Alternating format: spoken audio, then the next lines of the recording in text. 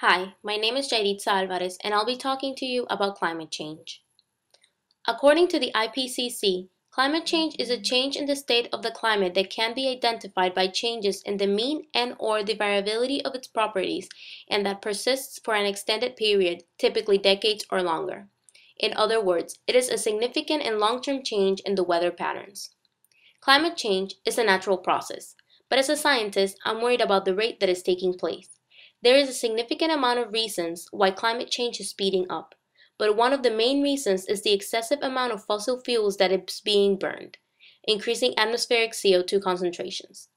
CO2 is a greenhouse gas that is in part responsible for the absorption and emission of radiation to the surface on Earth, and an increase in concentration will increase the emissions of radiation to the surface, resulting in a warmer Earth.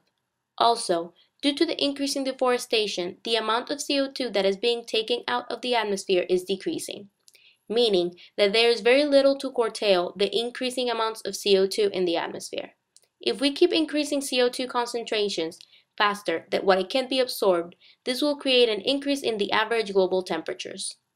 Climate change has many impacts, and the EPA breaks these in a variety of sectors.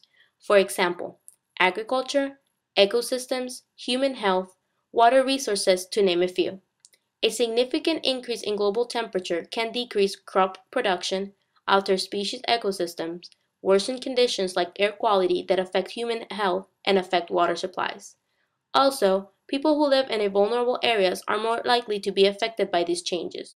Climate change is an environmental problem, and I believe that every environmental issue is both a scientific and political problem. This is because climate change is affecting the world, and the United States government has to make an effort to protect their people. In the past decade, we have found new ways of renewable energy, such as wind power, solar power, and hydroelectricity, but we have not developed it to be the main source of energy.